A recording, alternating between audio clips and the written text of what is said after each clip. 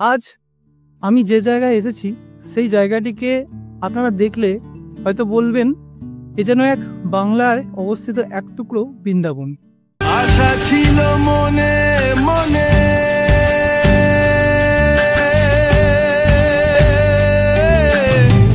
যাব আমি বৃন্দাবনে।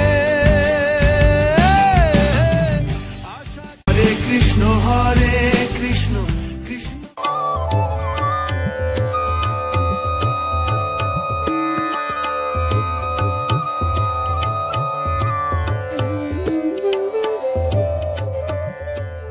অনেক রাজহাঁস ছড়াছড়ি করছে, খুব সুন্দর লাগছে, খুব মনোরম একটা পরিবেশ।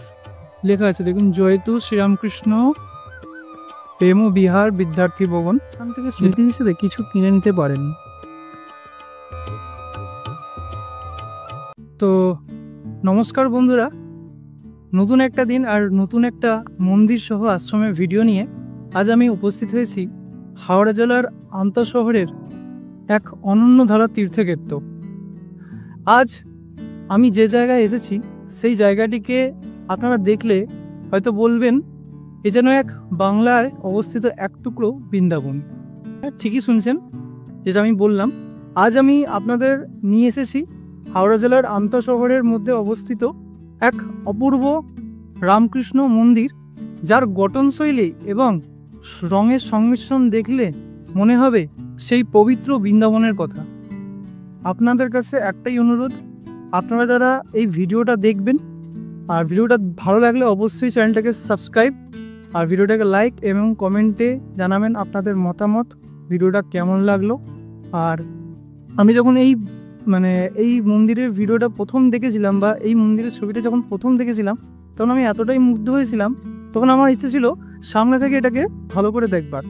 আর বন্ধুরা বিশ্বাস করুন, আপনারা যখন আমার এই ভিডিওর মাধ্যমে দেখবেন, আপনাদেরও ঠিক ততটাই আপনারা মুগ্ধ হবেন এই মন্দিরটা দেখে। তো চলুন কথা না বাড়িয়ে শুরু করছি আজকের এই ভিডিওতে মন্দিরটা কিভাবে আসবেন, মন্দিরে কিভাবে পৌঁছাবেন, মন্দিরে খোলার সময় ও বন্ধের সময় মন্দিরে নিত্য ভোগ প্রসাদের ব্যবস্থা রয়েছে কিনা সব কিছুই থাকছে আজকে আমার এই ভিডিওতে বিস্তারিতভাবে। হাওড়া থেকে রামকৃষ্ণ প্রেমবিহার মন্দিরে আসার জন্য প্রথমে হাওড়া স্টেশন থেকে আমতাগামী যে কোনো লোকাল ট্রেনে উঠতে হবে। লোকাল ট্রেনে আমতা স্টেশন পর্যন্ত পৌঁছে সেখান থেকে টোটো বা বাসে করে সহজেই আপনারা চলে আসতে পারবেন এই মন্দিরে। মন্দিরটি আমতার খড়িহোপ এলাকার কাছাকাছি এক শান্তিপূর্ণ পরিবেশে অবস্থিত, যেখানে আধ্যাত্মিকতা এবং ঈশ্বরপ্রেমের এক বিশেষ আবেশ আপনারা অনুভব করবেন। ঘড়ির কাঁটা এখন বিকেল 4টে ছুঁয়েছে। আমি বর্তমানে দাঁড়িয়ে রয়েছি রামকৃষ্ণ প্রেমবিহার মন্দিরের মুখ্য প্রবেশদ্বারের সামনে। প্রবেশদ্বারটি সত্যি চোখ ধাঁধানো, অসাধারণ কারুকার্যে সাজানো এই গেটটি যেন এক শিল্পকর্ম।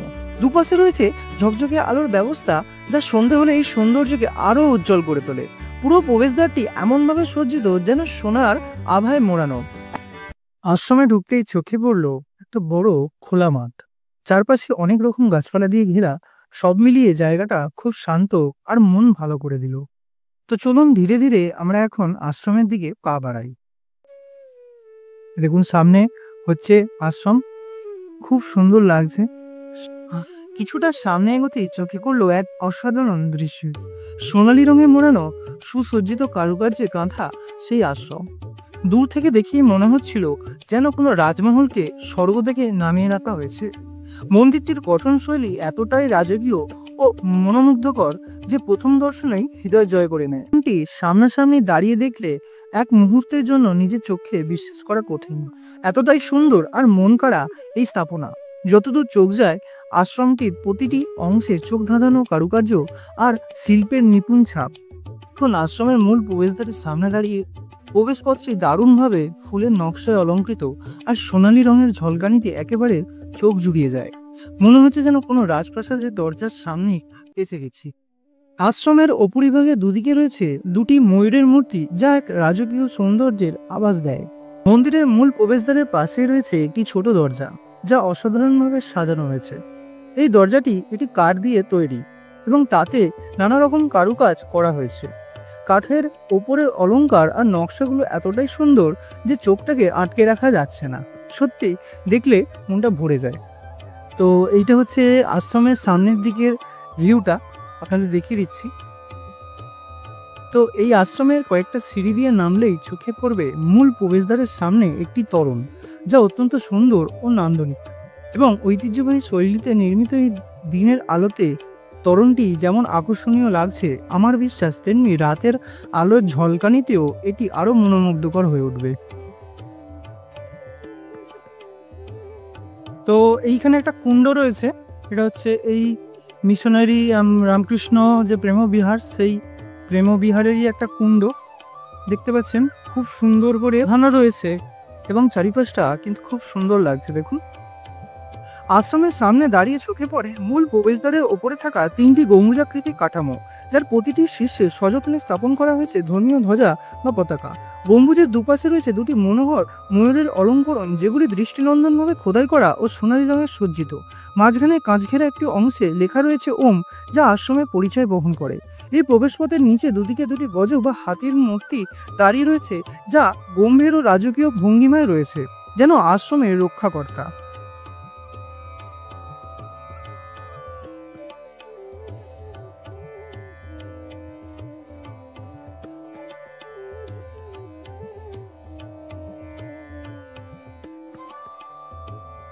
আশ্রমটির গোটা স্থাপত্য শৈলীতে দক্ষিণ ভারতের প্রভাব স্পষ্ট।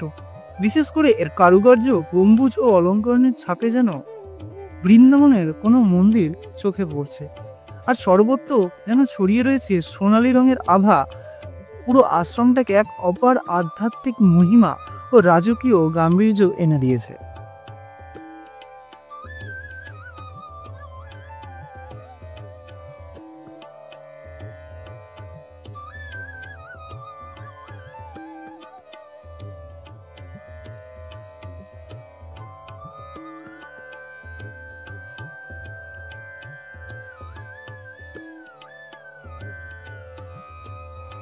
মূল প্রবেশদ্বারের সামনে যে গম্বুজের মতো স্তম্ভগুলি আছে, সেটা দেখতে সত্যি সুন্দর, আর এর গায়েও অনেক সুন্দর নকশা করা রয়েছে। মন্দিরের ওপরের দিকে ছোট ছোট অলংকার আর কারুকার্যে ভরপুর, যা মন্দিরটাকে আরো রাজকীয় করে তুলেছে। মন্দিরে যে বড় কাঠের দরজাটা রয়েছে, সেটাও খুব সুন্দরভাবে খোদাই করা। কাঠের গায়ে দারুণ দারুণ ডিজাইন করা আছে, যেটা দেখলে চোখ জুড়িয়ে যায়। মন্দিরের ভিতর থেকে বাইরের দিকটা যেভাবে দেখা যায়, সেটিও খুব শান্তি দেয়। এমন সাজানো গোছানো ও পবিত্র একটা পরিবেশ। আর মন্দিরের মূল দরজার ঠিক ওপরেই আছে একটা ঝাড়বাতি, এবং এটা ঝুলছে, যা সন্ধ্যাবেলায় জ্বলে উঠলে আশেপাশে সবকিছু এক আলোর ঝলকে যেন জেগে উঠবে।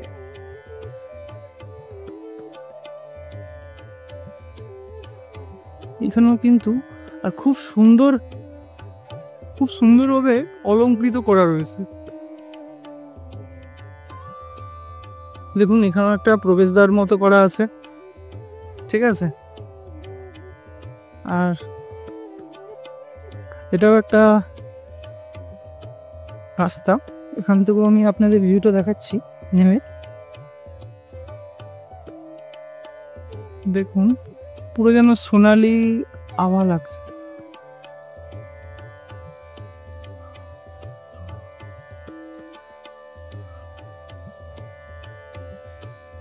তো আপনারা যারা আসবেন, তাদের জন্য আমি কিছু এই মন্দির সম্পর্কে বা রামকৃষ্ণ প্রেমবিহার সম্পর্কে কিছুটা তথ্য দিয়ে রাখি। রামকৃষ্ণ প্রেমবিহার 1995 সালে প্রথম স্থাপিত হয়। 1995 সালে এই মন্দিরটি প্রথম স্থাপন করা হয়। তখন কিন্তু এই মন্দিরটা 6.5 বিঘা জমি জুড়ে বিস্তৃতি লাভ করেছিল, কিন্তু পরবর্তীকালে অর্থাৎ এখনকার 2025-এ দাঁড়িয়ে এই মন্দিরটা কিন্তু প্রায় 30 বিঘা জমির কাছাকাছি জুড়ে বিস্তৃতি লাভ করেছে। এবং এখানকার যে মেন উৎসব, সেটা হচ্ছে শ্রীরামকৃষ্ণের জন্মোৎসব, যা প্রত্যেক বছর শুক্লা তিথিতে খুব ভালোভাবে অনুষ্ঠিত হয়, খুব ধুমধাম করে অনুষ্ঠিত হয়। বিভিন্ন জায়গা থেকে বিভিন্ন প্রান্তের লোক যেন আসেন। আর 2025 মানে অর্থাৎ এই বছরে পয়লা মার্চ কিন্তু এই রামকৃষ্ণ প্রেমবিহার বা এই মন্দির তথা আশ্রমের নতুন যে অংশটা উদ্বোধন হয়েছিল, যেটা আমি আপনাদের দেখাচ্ছি, ঠিক আছে। আর প্রাথমিক বিদ্যালয়ের যে সমস্ত ছাত্রছাত্রী আছে, তাদের কিন্তু প্রথম শ্রেণী থেকে পঞ্চম শ্রেণী পর্যন্ত করানো হয়, পঠন পাঠন করানো হয়। এবং এই মন্দিরটা খুবই সুন্দর একটা মন্দির, ঠিক আছে? দেখুন, দেখাচ্ছি। এই দেখুন, এটা হচ্ছে মন্দিরের বাম দিকের যে সাইডটা, এটা হচ্ছে ওই সাইডটা। দেখুন সম্ভব সুন্দর, আর চারিদিকে একটা বাগান মতো অংশ বিশেষ রয়েছে এবং দুপাশে ছোট ছোট গাছ লাগানো রয়েছে। আর আশ্রমটার ভিউটা আমি আপনাদের দেখাচ্ছি। এই দেখুন,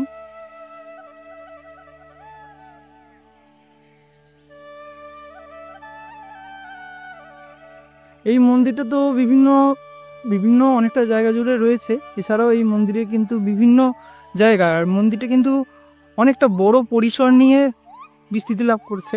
দেখুন কি সুন্দর সুন্দর ফুল গাছ রয়েছে,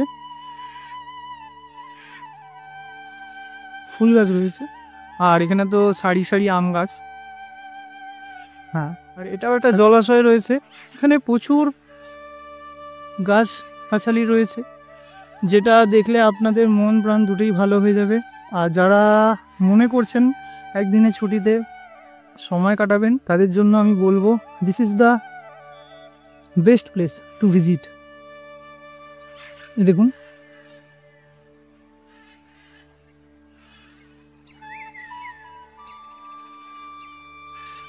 রয়েছে প্রবেশ নিষেধ। আর সামনে যে বিল্ডিংগুলো দেখছেন, সেইখানে থাকেন মন্দিরের যে মহারাজ, তারাই ওখানে আশ্রয় নেন এবং বিশ্রাম নেন, ঠিক আছে?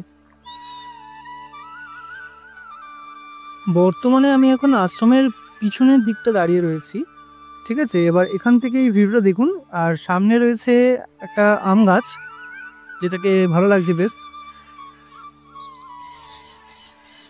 বিল্ডিং রয়েছে, যেটিকে আমি আপনাদের কিছুক্ষণ আগেই বলেছিলাম, এটা কিন্তু এখানে একটা বিদ্যালয় রয়েছে।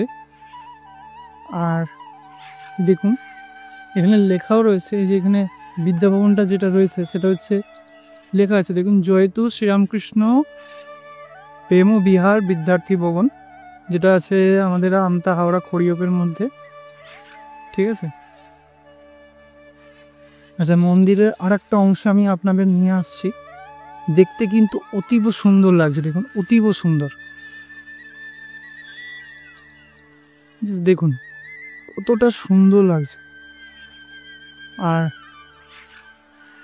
দেখুন,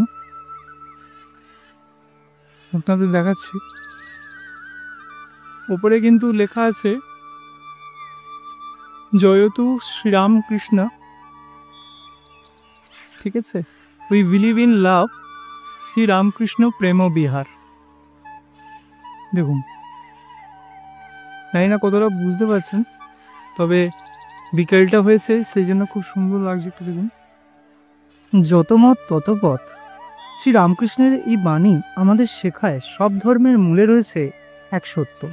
তিনি বিশ্বাস করতেন যে যার পথেই চলুক না কেন, লক্ষ্য একটাই, ঈশ্বরের সন্ধান। তিনি সবসময় বলতেন, ভক্তি আর নিষ্ঠা থাকলেই ঈশ্বরকে পাওয়া যায়। এই ভাবনাতেই ছিল তার জীবনের গভীরতা ও আধ্যাত্মিক সৌন্দর্য। মানে অনেক রাজহাঁস ছড়াছড়ি করছে, খুব সুন্দর লাগছে, খুব মনোরম একটা পরিবেশ। চারিদিকে অজস্র ফুল গাছ, বাচ্চাদের জন্য ছোটদের জন্য স্কুল। ওইদিকে কিন্তু বাথরুমেরও সুবিধা রয়েছে, ঠিক আছে? মানে ওভারঅল সব কিছুই আছে। এবার আমি আপনাদের নিয়ে যাব আশ্রমের একটা অন্য অংশে, যেখানে রয়েছে অফিস ঘর আর গ্রন্থাগার। চলুন তাহলে একটু সামনের দিকে যাওয়া যাক। দেখতে পাচ্ছি আর যা বুঝছি, মন্দিরটা কিন্তু বেশ পরিষ্কার পরিচ্ছন্ন, এবং চলার পথে দুপাশে রয়েছে সারি সারি গাছ, এবং ডান পাশে ছোট বড় বিভিন্ন রকমের গাছ লাগানো হচ্ছে। এইখান থেকে এই আশ্রমটিকে দেখলে ঠিক এইরকম লাগবে। এটাও একটা বেস্ট ভিউ বলা যেতে পারে, নিঃসন্দেহে।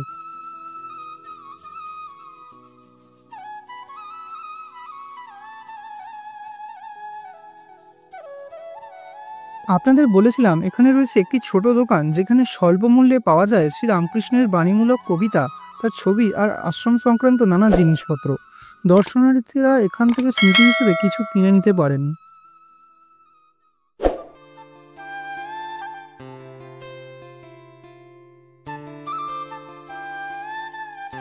দূর থেকে আশ্রমটিকে দেখতে একেবারে চোখ জুড়িয়ে যায়।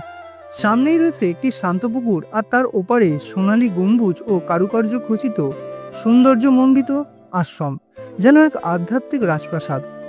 আশ্রমের সামনে লেখা আছে শ্রীরামকৃষ্ণ তোমাদের চৈতন্য হোক, যা এই আশ্রমের আধ্যাত্মিক পরিবেশকে আরো গভীর ও হৃদয়গ্রাহী করে তোলে। এই যে আপনারা দেখছেন, এটি রামকৃষ্ণ প্রেমবিহার মন্দিরের শ্রী শ্রী রামকৃষ্ণ, মা শারদা ও স্বামী বিবেকানন্দের অপূর্ব বিগ্রহ। তবে একটা বিষয় জানিয়ে রাখি, এই মন্দিরের ভিডিও বা ছবি তোলা একেবারেই নিষিদ্ধ। আমি যেটুকু দেখাচ্ছি সেটা মন্দির কর্তৃপক্ষের অনুমতি নিয়ে করা হয়েছে। আপনারা যদি আসেন, দয়া করে এই নিয়মগুলো মানবেন এবং মন্দিরের পবিত্রতা রক্ষা করবেন। মন্দির কর্তৃপক্ষের থেকে জানা গেল, এখানে প্রতিদিনের নিয়মিত নিত্যভোগ বা প্রসাদের কোনো নির্ধারিত ব্যবস্থা এখনো চালু হয়নি। তবে বিশেষ বিশেষ উৎসবের সময়, যেমন সরস্বতী পুজো বা শ্রীরামকৃষ্ণদেবের জন্মতিথি উপলক্ষে এখানে বিশেষভাবে ভোগ নিবেদন করা হয় এবং সেই সঙ্গে অন্নপ্রসাদও বিতরণ করা হয় দর্শনার্থীদের মাঝে। আপনারা এতক্ষণ দেখলেন দিনের আলোয় রামকৃষ্ণ প্রেমবিহার আশ্রমের সৌন্দর্য, সবুজে ঘেরা পরিবেশ, পবিত্রতা, নির্জনতা আর ঠাকুর রামকৃষ্ণ, মা শারদা ও স্বামীজির ভাব গাম্ভীর্য। কিন্তু এবার আমি আপনাদের নিয়ে যাব এক মায়াবী অনুভূতির জগতে, যেখানে রাতের আলোয় এই আশ্রম যেন এক স্বর্গীয় স্থান হয়ে ওঠে। রাত নামার সাথে সাথেই পুরো আশ্রমটি ধীরে ধীরে এক আলোকময় রূপে সেজে ওঠে।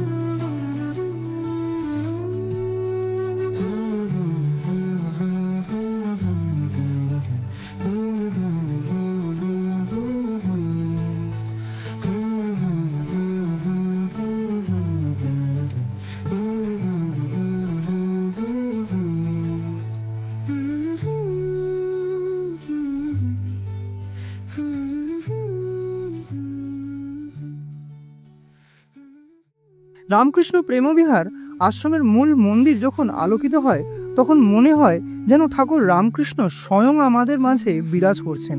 মন্দিরের চূড়ায় পড়া আলো, তার পাশে ঘিরে থাকা ছোট্ট ছোট্ট বাগান, রাতের ঠান্ডা বাতাসে দোল খাচ্ছে তুলসী গাছের পাতা, সব মিলিয়েই এক গভীর আধ্যাত্মিক অভিজ্ঞতা।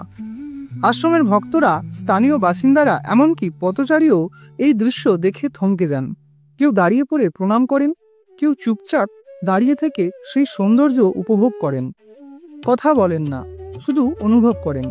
এই অনুভবটাই তো ভক্তির সেরা প্রকাশ। রাতের আরতির সময় আশ্রম যেন আরো এক ধাপে এগিয়ে যায়। ঐশ্বরিকতার পথ, ঘণ্টার ধ্বনি, শঙ্খধ্বনি, ঢাকের আওয়াজ আর সেই সঙ্গে আলোর ঝলমলে মন্দিরের চূড়া, সব মিলিয়ে এক অপার্থিব দৃশ্য। এই সময় আশ্রমের আশেপাশের আকাশেও যেন একটা আলাদা জ্যোতি বিরাজ করে। চাঁদের আলোয় মিশে যায় মন্দিরের আলোতে, বাতাসে ছড়িয়ে পড়ে ধূপের গন্ধ।